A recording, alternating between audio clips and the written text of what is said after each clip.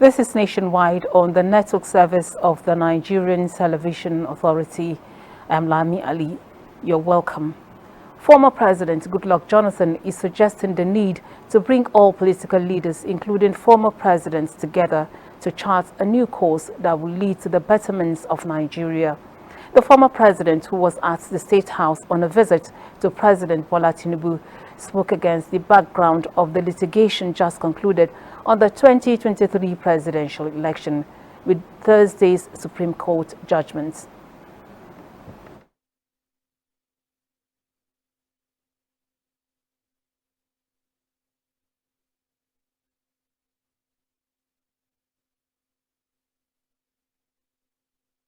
It now coincided with the judgment of the Supreme Court yesterday, so it was an opportunity for me to also congratulate Mr. President, and we talked a lot about the country. And so you'll soon see me, because there are certain things we discuss, and the country must move forward. And elections are over, so we must move forward. We need to bring everybody, all our political leaders, including all the former presidents, together. We will not be fighting. If we fight, like this common saying that when two elephants fight, the grass suffer. If top leaders continue fighting, they will not suffer that much. But the downtrodden suffer, and we want to end all this tension and so on. So we move forward as a nation. Former President Jonathan said he also briefed the president, who is also ECOWAS chairman, on his various mediation assignments on the continent. I've been involved in a number of things in West Africa and in Africa. In fact, tomorrow I'm going to Kenya.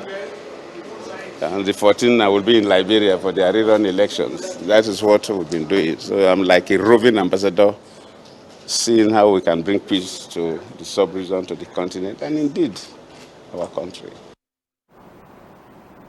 Now, the federal government says it is taking drastic and proactive steps to revitalize river basin development authorities across the country to revamp the agricultural sector in line with the government's agenda of self-sufficiency in food production. The Minister of Water Resources and Sanitation, Professor Joseph Utsef, stated this when he embarked on a two-day working visit to Ogun State. Hakeem Jumo brings us the details. The minister, who visited Oyo Dam for the on-the-spot assessment of the facility, assures of President Bola Ahmed Tinubu's readiness to revitalize river basin development authorities across the country for food security, economic growth, and job creation. The one of the 8-point agenda of Mr. President, which talks about economic growth, is going to be enhanced by way of trying to see how these agricultural products will be marketed, will be exposed, and the economy of the country will be improved. The minister also visited some farmlands and fish ponds owned by Ogun River Basin Development Authority, where he promised federal government support for year-round irrigation farming for self-sufficiency in food production. Professor Utsef stopped over at Ogun State Government Secretariat Okimoso, where issues bordering on how to tackle perennial flood in the state top agenda. We need the federal government, not just attention, intervention, because the remedial action that is required to resolve this crisis is beyond, what the state can handle. Good to partner with you and to see how we can mitigate the challenge. Both parties unanimously agreed to intensify campaign on ending open defecation in Nigeria by 2025. In Abeokuta, Hakeem Jimo, NTA News. Besides, Plateau State Command of the National Drug Law Enforcement Agency says it will sustain the fight against illicit drugs until the level of consumption is reduced to the minimum. Commander, Plateau State Command Umar Mustafa Yahuza, who gave this indication in Jos, says the fight has become necessary in view of the physical, psychological, emotional and mental damage on the drug-dependent persons who are undergoing rehabilitation. Priscilla Grumnan reports. Statistics on drug use in Plateau State from January to September 2023 shows that about 240,000 persons between age 16 to 64 used drugs. This figure is calling for concerted effort towards minimizing the trend, as well as the need for rehabilitation of persons. This is why Plateau State Command of the NDLEA, through its Drug Demand Reduction and Rehabilitation Unit, is leaving no stone unturned to ensure comprehensive treatment and rehabilitation of drug-dependent persons, with 61 of them attended to during the period under review. Many of them are referred to us by their parents or communities to offer them help. And many of them are even here with us under our custody. We keep them here. We liaise with professional bodies, psychiatrists, and then we have counseling and rehabilitation experts here, our officers, who takes care of them. For the Adults and Teens Challenge Nigeria, it is into the rehabilitation of drug-dependent persons towards making them become useful members of the society. We've been doing this for 10 years now in Nigeria, and God has been so faithful. We have many graduates now that are doing well. Experts are of the belief that with proper sensitization and professional counseling, as well as effective care, rehabilitation can be positive steps for individuals struggling through life with drug addiction. In Jos, Priscilla Grumnan, NTA News. All right, we are still with Jos, where Caleb will give us the details of the efforts that are still ongoing on rehabilitating drug addicts in the state. Hello, Caleb, it's over to you. Lami, thank you very much for coming to us in Jos. And indeed, from the statistics that are available, the issue of drug addiction is really a big challenge. And the NDL in Plateau State is doing everything possible to see that all those who are involved get some level of rehabilitation to go back to society and live their normal lives. We are here at the NDLEA in Plateau State, and I tell you the facilities here are really nothing to, let me say there is a great concern, because we have those who are being rehabilitated, but the facilities are not enough. I am here with the state director of the NDLEA. He will tell us more about some of the efforts that they are going to make. So, Mr. Yahuza Mustafa Umar, you are here. You've spoken to us on the efforts that you are doing already. But just around here are structures that are coming up, courtesy the Plateau State government, to ensure that these people get a place to at least be rehabilitated.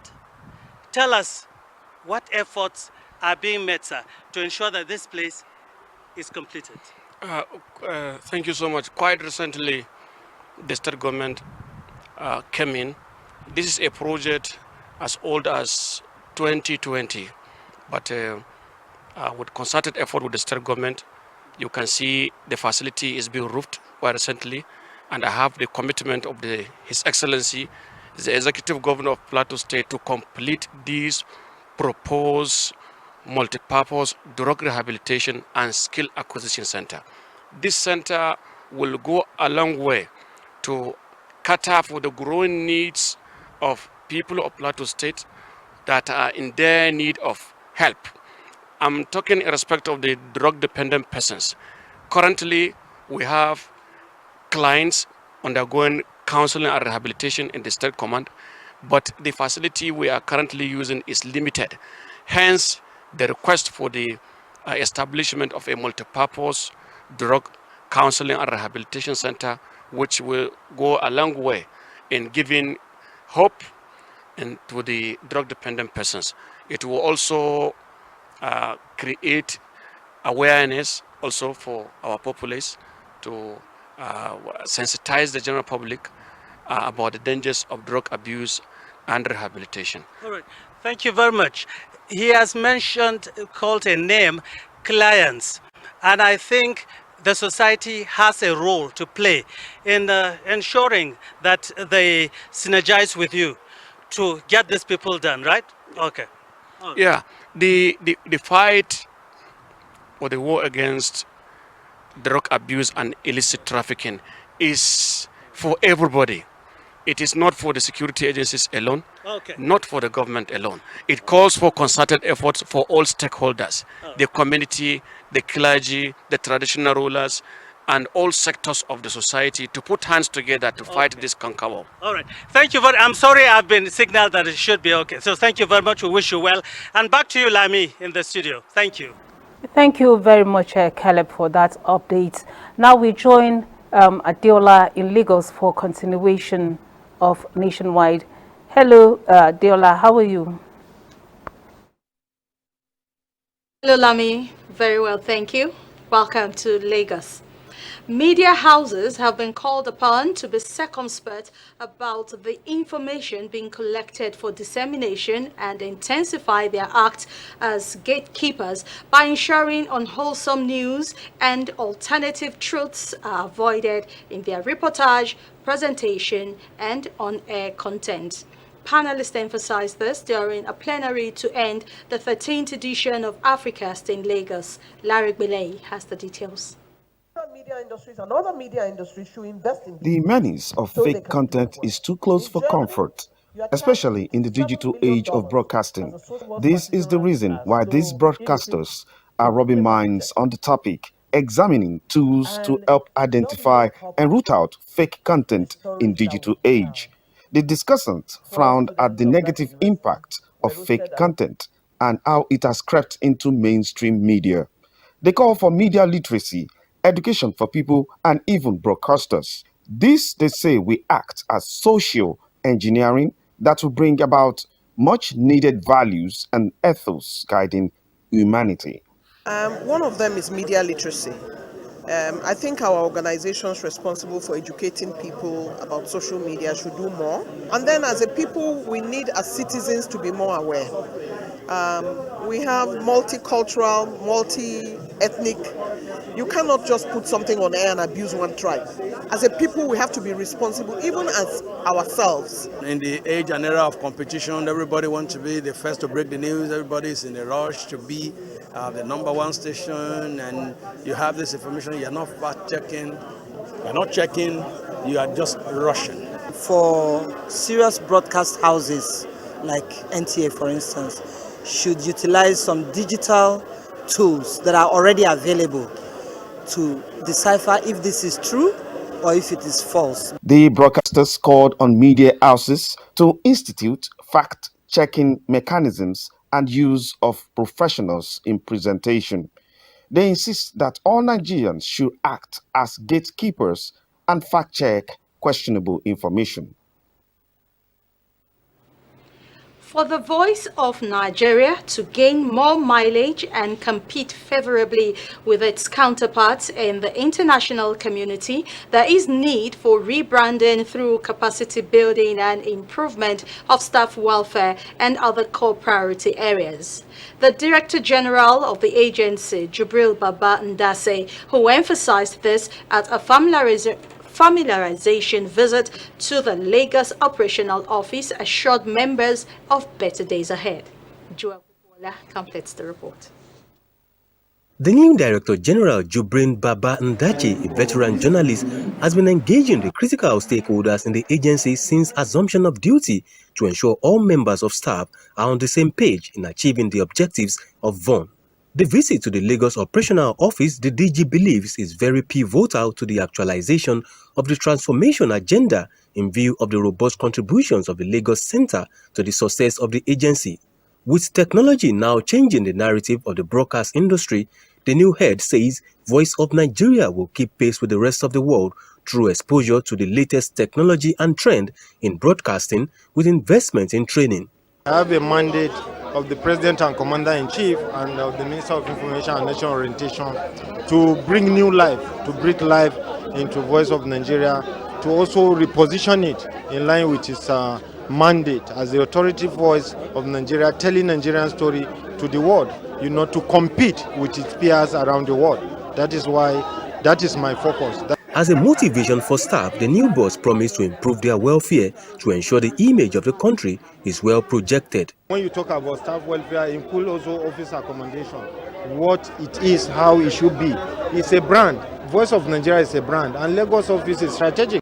So getting it back to those values and those how it was by the founding fathers is also a priority. So it's going to be a holistic approach. Members of staff say their morale is high as they look forward to a good working relationship with the new DG. The Director General's visit was also an opportunity to assess facilities in the studio, newsroom and other critical areas to determine sections that need urgent intervention. In Lagos, Joel Ukwola, NTA News. And those are the reports from Lagos. Nationwide continues in Sokoto after this break. To stay with us.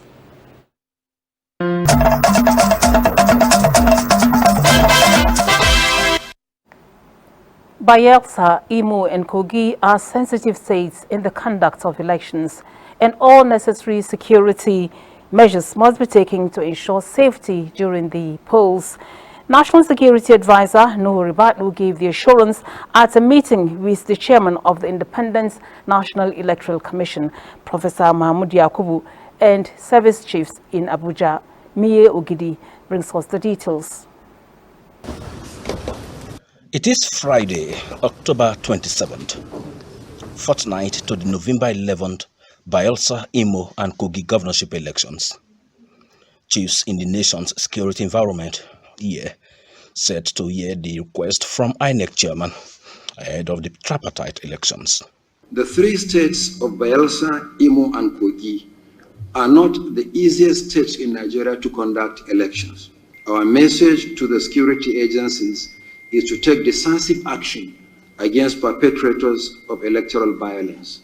Such request is not new to Nuhu Ribadu, but what is new is that this is the maiden election under the Tinubu presidency. This election will be without interference. This election is going to be without violence. This election is going to be credible. It's going to be a litmus test for us. After that, discussions went backstage. Journalists on the waiting. 2 hours later, IGP and the CDS conveyed the resolutions. We have carried out our threat assessment, and that has informed us with respect to allocation of our resources and deployment of our men. We are aware of negative mobilization by some supporters of some candidates, and we are already monitoring them. We are ready for them for this election. We have court marshals on standby. Any of the members of the armed forces who misbehaves in whatever ways will have himself to blame. Thank you very much. Well done. The security agencies told us that the massive deployment of personnel into the three states is not to scare the electorates away, but to scare criminals away on that day of the election. And for the INEC chairman, out of the 5.4 million voters expected in the three states, 5.1 million have collected their permanent voters card. From the office of the NSA in Abuja, Miye Ogidi, NTA News. Now, Katsina State government is seeking the assistance of the Nigerian military to tackle banditry and cattle rustling in the state. Defense correspondent Ismail Musa reports that Governor Dikurada made the request while on a working visit to the Chief of Defense Staff, General Christopher Musa. Katsina, like some states in the northwest Nigeria, grapples with activities of bandits. Its proximity to neighboring Niger Republic, coupled with porous borders, heightens the state's security challenges. This visit to the defense headquarters is to seek support in the quest to dominate ungoverned space. We are all aware of what we are experiencing in Katsina State and the effort the state government is making to reduce the effect of insecurity in our state, and the collaboration with the military is the only way out, and other security outfit that we have in the country. Jointly we can do something. So we assure you that the armed forces will be there to support you. We will continue to keep in and put in our very best until there is total peace in the whole of Katsina and the environs. General Christopher Musa noted that the military has a renewed commitment towards ensuring a safe and secure Nigeria. In Abuja, Ismail Musa, NTA News. Still on security matters, troops of the Nigerian Army have arrested 34 criminals with weapons in Abuja, the Federal Capital Territory. Again, defense correspondent Ismail Musa reports that the Director, Media Operations, Major General Edward Buba, announced this in a news conference. It's the periodic update on ongoing armed forces operations across the country. This time, the Director of Defense Media Operations is highlighting some major success recorded in the last 7 days. Surgical operations were carried out. Details include the rescue of 68 kidnapped victims and elimination of 73 unrepentant terrorists in different combat. As for the arrests that were made in the FCT, these were not terrorists or insurgents. These were criminals, arrested in uncompleted buildings. We know how they come in handy to create insecurity, and we arrested them. Some had some kind of weapons. Similarly, troops in the Niger Delta have upscaled the fight against oil theft, leading to the recovery and destruction of 63 illegal refining sites and 87 storage tanks. Troops in separate operations raided suspected indigenous people of Biafra and their Eastern Security Network cohorts hideout in Ukwa East and Orumba South local government areas of Abia and Anambra states, as well as in Ishelu local government area of Ebonyi State. During the operation, troops arrested 15 suspects and recovered 3 pump-action guns, 1 shotgun, 67 live cartridges, among others. Battle damage assessment indicates that more than 70 insurgents were eliminated by air interdiction conducted by the Nigerian Air Force near Katsina and Niger states, while several criminal camps destroyed in Abuja. Ismail Musa, NTA. And the Nigeria Police Force National Cybercrime is building capacity of officers and men of the force with requisite knowledge to combat cybercrimes against women. Francis Form reports that about 102 participants from law enforcement outfits, ministries, departments and agencies of government and the private sector are currently attending the training in Abuja. In recent times, the world has witnessed an unprecedented growth in the use of internet and digital technologies. While this progress has undoubtedly brought numerous benefits and opportunities, it has also given rise to new challenges and threats, particularly in the realm of gender-based violence. This includes harassment, stalking, cyberbullying, revenge porn, and other forms of abuse that targets women. This, the director of the Nigeria Police Force National Cybercrime Center says, it is a disturbing reality that affects countless women across the world. The theme, Secure Her Digitally, encapsulates our commitment to creating a safe and empowering digital environment for our women. Acting IGP Kayode Egbetokun, in a message delivered by DIG Sylvester Alabi, reminded the participants that the police force is steadfast in its determination to combat all forms of violence against women, including those perpetrated online, while recognizing that online spaces must be secure for everyone. Together we can make a difference. Together we can create a future where women can navigate the digital landscape without any fear and with confidence, free from the shackles of crime dehumanization. The forum is a collaboration amongst the Police Force, Nigeria Communications Commission, Ministry of Justice, and that of Women Affairs towards combating online gender-based violence. Francis from NTA News. Recently, World Menopausal Day was marked. Menopause is the end of a woman's reproductive years and accompanied with a lot of transition, which, if not well managed, throws up issues of anxiety. Let's join Jane Francis Obi for more on the associated symptoms. The constant association of menopausal symptoms to malaria, typhoid, and other ailments has raised issues of lack of proper information and sensitization on the symptoms and management of menopause. A lot of people have been going through a lot of this, but without knowing it, that they are passing through premenopause issues. So when you know the symptoms, you will be aware that you are getting into menopause or you are already in your menopause, and you will know how to manage yourself. Symptoms such as hot flashes, moodiness, irritability, depression, irregular periods, chills, night sweats, sleep problems, weight gain, and slowed metabolism are experienced in the months or years leading to menopause.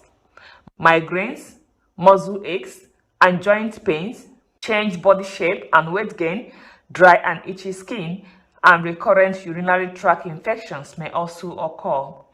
Hormonal changes that occur during menopause can also bring increased cardiovascular risk in the form of higher blood pressure and cholesterol level.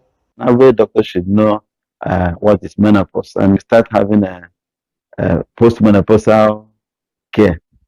They, however, advise that menopause should be seen as a continuum of life stages. Therefore, proper health care during premenopause plays an important role in the promotion of healthy aging and quality of life. In Oka, Jem Francis Obi, NTA News. Now, findings reveal that many government health facilities lack inclusion of menopause-related diagnosis and counseling units in the midst of competing health priorities for funding. Let's join Jane on what the scenario is in Anambra State.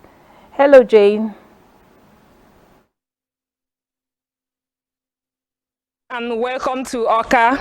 Menopause is a cessation of a menstrual cycle for a woman usually between the ages 45 to 55 years. While some women may feel mild to others may feel severe symptoms, which may disrupt their day-to-day activities. And with me to discuss what the Anambra State government has done to address the issue is the Anambra State Commissioner for Health, Dr. Afam Obidike. Thank you. Is there any counseling facility or otherwise in the state to cater for women, menopausal women? Yeah, thank you so much. As we have discussed, menopausal women or menopausal period is a normal reproductive stage that marks the end of reproductive activity or life or in a woman's life. In the state, we have the gynecologist and some medical officers that in our specialist hospitals and general hospitals that already are informed about this. But the issue is this: you know that menopause, due to the awareness on it, is a bit low before now. So it's something that many people don't know that the services are available. So, and it's a good thing that people get to know about it and come to get the service, because the effects of menopause is much. You can reason it in terms of physical effect, the mental effect, the social effect. If you talk about the mental effect, sometimes some people having menopause start having depression, start having mood changes, and some of them have serious anxiety because they're experiencing some things they are not used to. So it's something that is good to have. Then the wife of the governor last August, we did what we call the before the August meeting. Pre-August meeting, health summit we had in the state. So what we did was that we got a specialist, a professor of obstetrics and gynecologist that specializes in reproductive health particularly.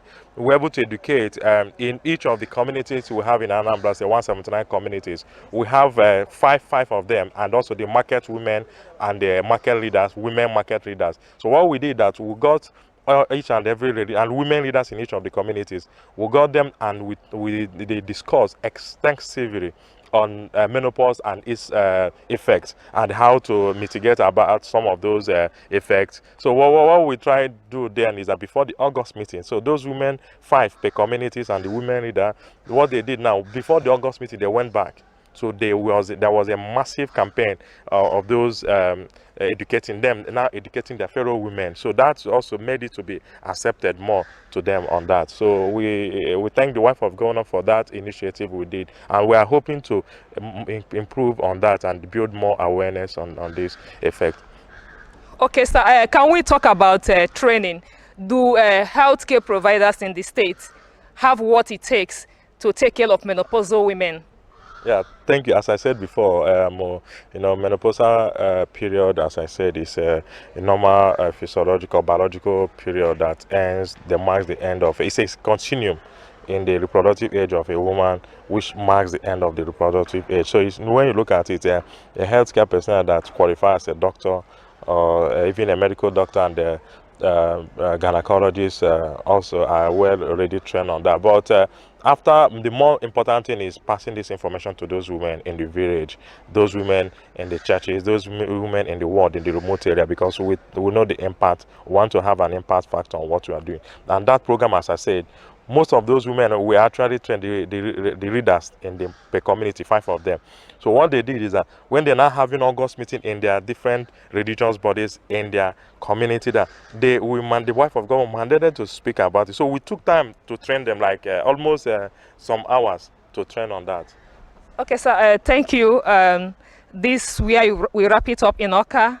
Thank you for being with us. Over now to our studio for continuation of the Nationwide. Thank you, Jane. That was Jane from Oka on menopause.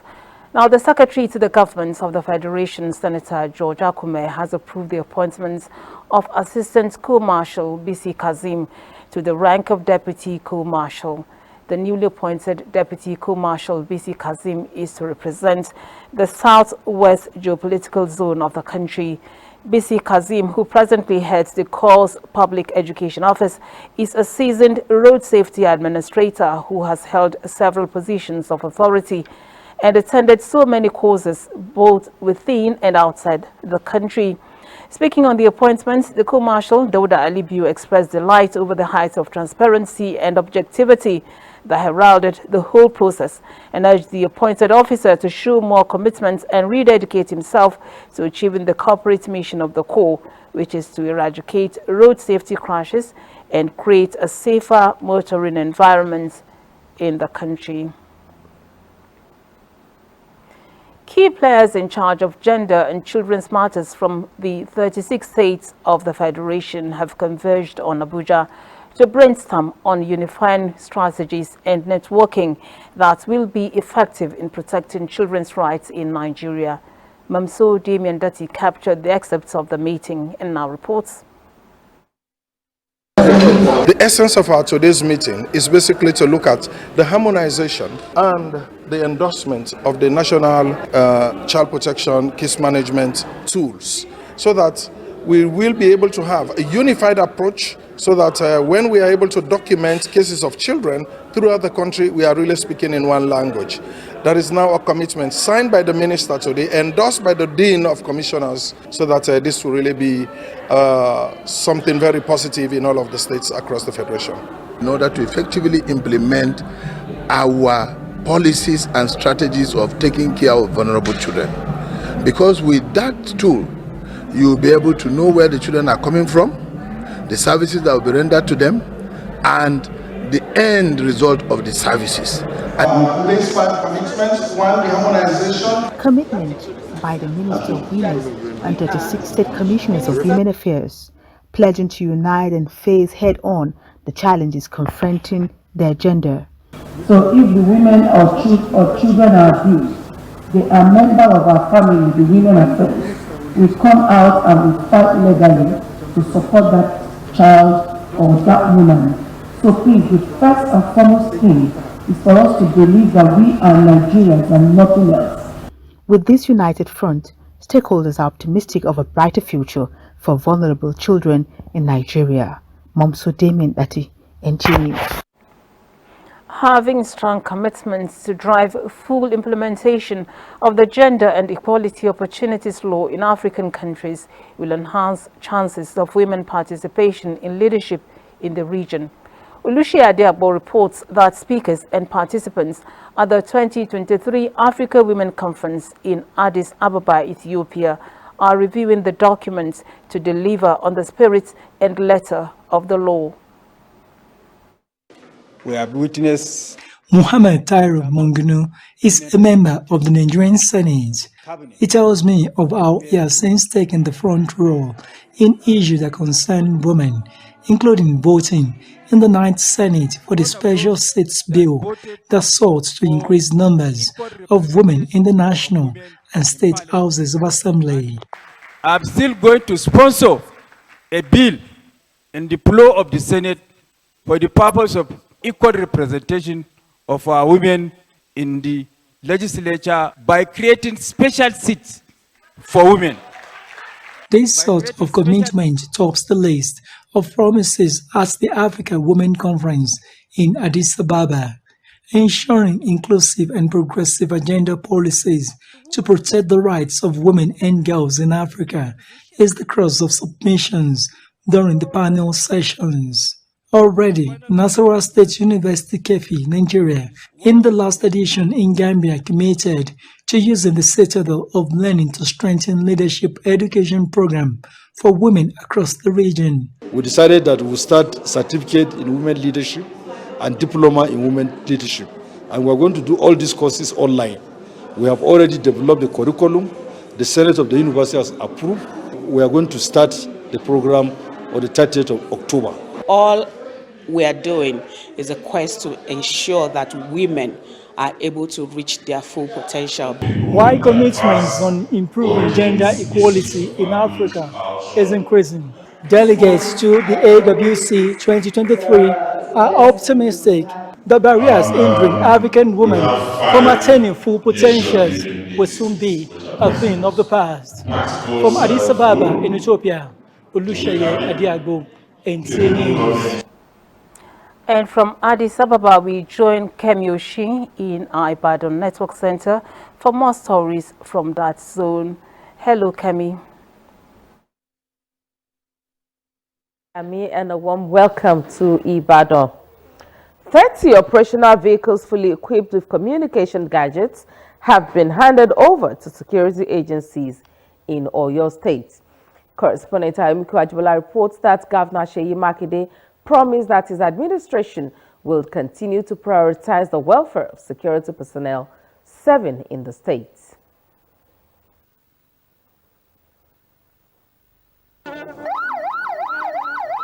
"15 of the vehicles were donated to Nigerian Police, 2 to Nigerian Security and Civil Defense Corps, 1 each to the Air Force, NDLA and Oyo State Hunter Association, and 8 to the Oyo State Government Security Monitoring Unit. The governor, who was represented at the presentation by his deputy, said his administration remained committed to supporting all security agencies in the state, while taxing security officers to be ready and up to the task to combat crimes in the state. The governor said his government is closing the infrastructure gap in the state security sector to make the Pacesetter state safe and secure for all and sundry. I believe that with all the efforts we are putting in place, criminals will look elsewhere, not Oyo State, to perpetrate their heinous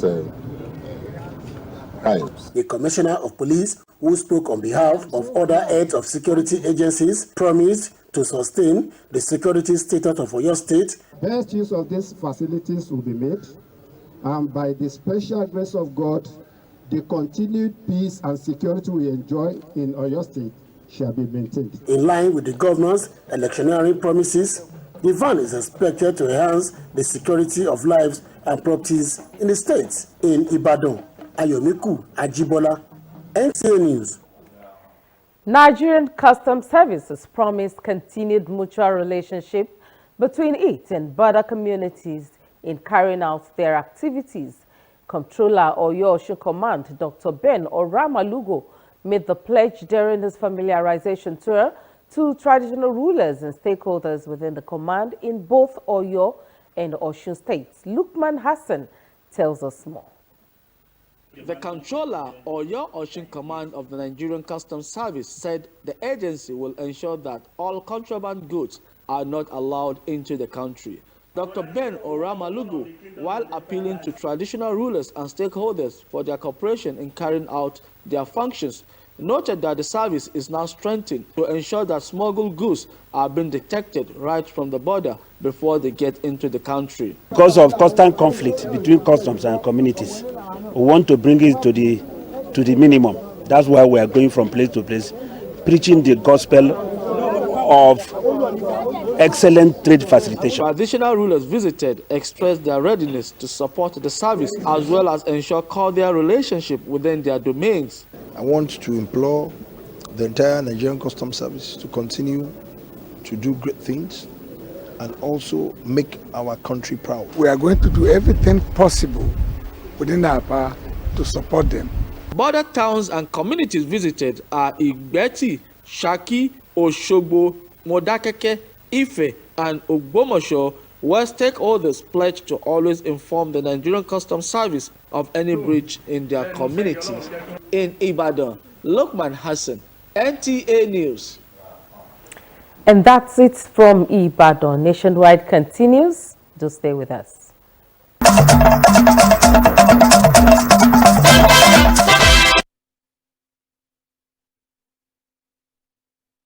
To Maiduguri, good to have you join us.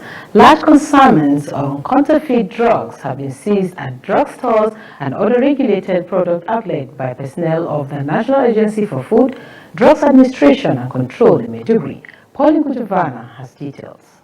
Areas isolated for the raiding were cordoned by security operatives to ensure safety of the NADAC officials while on operation. Gambaru Medicine Market, the largest drugs outlet in Borno State, was among them, where some dealers have been found to be sellers and distributors of fake, substandard and expired drugs. Operatives of the National Agency for Food, Drug Administration and Control (NAFDAC) have also not spared drugs not kept under required temperature and other medical devices not permitted to be sold by the dealers. Though no arrest was made, defaulters were issued invitation letters for questioning, while shops of those who escaped were locked up. This is a drip, it's already leaked off, it's already contaminated, half of it is already gone.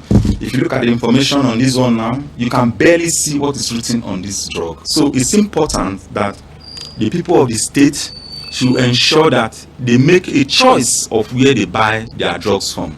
The Zonal Director NAFDAC further expressed determination of the agency to safeguard public lives by getting rid of counterfeit drugs in circulation. In Maiduguri, Pauline Kujevan.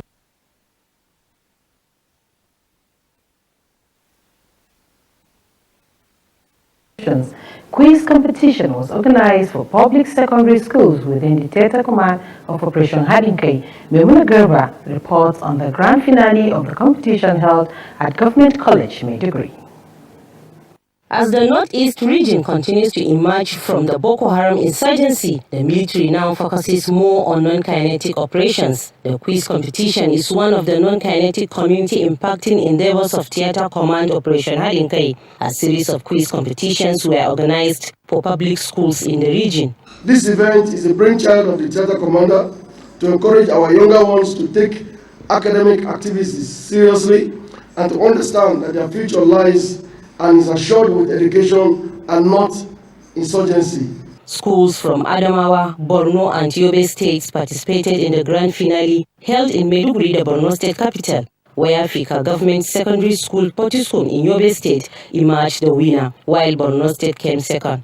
The overall winning school was presented with 500,000 naira and 50,000 naira to each of the three participants, in addition to textbooks, while the second and third positions equally got cash and educational materials. Representative of Borno State Ministry of Education, Science and Technology acknowledged the enormous contributions of the military to the development of education in the state. In Maiduguri, Maimuna Garba, NTA News.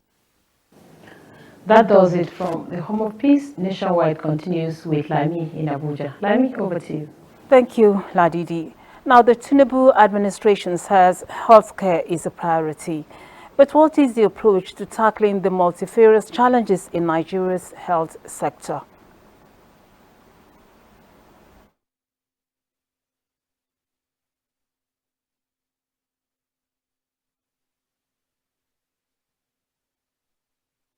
So the focus on basic healthcare, as the president directed us to do a sector-wide program, is really to ensure that at the bottom of the pyramid, that we protect the poorest and most vulnerable Nigerians. Our colleagues in the Ministry of Humanitarian Affairs are also doing well to try to bring that effort so that while the wealthier Nigerians have to be also protected from public health side, because if there is TB, for instance, whether you are rich or poor, there's no distinction. So controlling TB makes sense. Same thing with measles. But there are certain things that the poorest Nigerians who have the most burden have to be protected. That's the basic healthcare provision aspect of it, but without neglecting our hospitals as well, which provides even the higher level care that can prevent some of that medical tourism from going abroad. Join us for the full interview with Professor Muhammad Ali Pati, Coordinating Minister of Health and Social Welfare, on One-on-One at 10:30 tonight. Now, Katsina State government is providing functional health facility in each of the 160 political wards in the local government areas of the state for more access to healthcare services. This came to light during the commencement of the annual week-long vaccination campaign against measles performed by the wife of the state governor, Zuleyhat Reda. Awal Haliru reports. Measles is a highly contagious virus disease that affects millions of children worldwide, causes severe illness and disabilities. According to health experts, vaccination is the most effective way to prevent measles and contributing to overall community immunity. Isfawa village in Mani local government area of the state is one of the communities with a higher number of children that have not been vaccinated. This year's campaign is targeting about 2 million children to prevent measles outbreak in the state. By vaccinating our children, we are not only safeguarding their lives but also creating a healthier and stronger society. Katsina State government, in collaboration with national primary healthcare agencies and partners, are planning to vaccinate over 1,800,000 children. The wife of the state governor also inaugurated a healthcare facility constructed under the Sustainable Development Goals to provide quality primary healthcare services to residents. This administration is opposed to making sure that there is one functional PHC per ward in all 361 healthcare facilities. Sanitation materials were also presented by the wife of the governor in commemoration of 2023 Hand Washing Day in the state. Awal Haliru, NTA News. The Federal Roads Maintenance Agency, FEMA, has given assurance that massive road rehabilitation across the country will commence as soon as. The Assistant Coordinator of FEMA Southwest Zone 1, Olufemi Aboduri, who gave the assurance while on an inspection tour of some roads reconstructed by the agency in Ikiti State, reiterated federal government's renewed vigor to ensure roads across the country are safe and motorable. Tayo Osho reports. In line with its mandate to effectively maintain and manage federal roads across the country and ensure that they are in good and safe condition, the Federal Road Maintenance Agency, FEMA, has embarked on the reconstruction and rehabilitation of some roads in Ikiti State. To ascertain the quality of work done, the Assistant Zonal Coordinator, Olufemi Abodure, in company of the FEMA boss in Ikiti State, Simon Adeniyi, inspected the rehabilitation of failed portions on the Ifaki-Kwara State border road and reconstruction of Ifaki-Iloro-Ijuri-Ijeru-Ekiti road. The attention given to the roads excited a local organizer in the area, Peter Ayileke. The FEMA Assistant Zonal Coordinator explained that the organization is not unaware of the state of some federal roads in Ikiti State and gave an assurance that the agency, in conjunction with the Ministry of Works, is working on reconstruction or rehabilitation of all federal roads to fast-track socio-economic development. The activity done here is mainly to attend to failed sections like potholes and failed sections, and also provide drainage at some critical spots. The works are being prioritized. The agency is therefore committed to its mandate in ensuring the smooth movement of people, goods and services across the country. In Ado-Ekiti, Tayo Osho, NTA News. And that's nationwide for today. We thank you for watching. I'm Lami Ali. Have a good weekend.